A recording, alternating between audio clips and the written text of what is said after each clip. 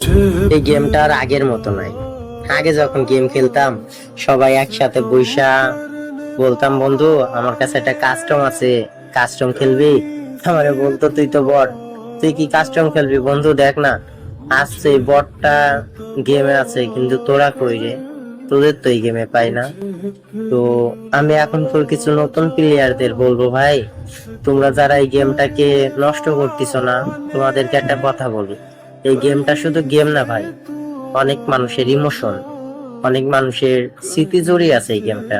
তোমরা এখন team up নামের যে শব্দটা আছে না, এটা হয়তো জানোই না টিম আপ কাকে বলে, টিম আপ কেমন। যদি তুমি আগে পুরাতন জামানায় গেম খেলা দেখতা না ভাই, যদি গেমটা দেখতা না, টিম আপ কাকে বলে বুঝতে পারতা। যদি কেউ টিম আপ করতো না ভাই, তাকে বুয়াটা দিয়ে দিত। এক কথায় যদি বলতে হয়, কলিজা কেটে হাতে ধরিয়ে দিত। এমনই একটা বিষয় ছিল, বুঝছো?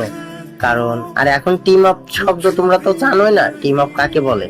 কেউ তোমাদের সাথে টিম আপ করতে আসলেই তাকে মেরে দাও। কারণ তোমাদের কাছে ওই যে ড্রেস আপ কালেকশন, গান কালেকশন, তোমরা নিজেদেরকে অনেক পুরো প্লেয়ার মনে করো। তবে আগে আমাদের না ভাই ড্রেস আপ কালেকশন, গান কালেকশন ছিল না। তো যাই হোক, গেমটাকে তোমরা নষ্ট করো না।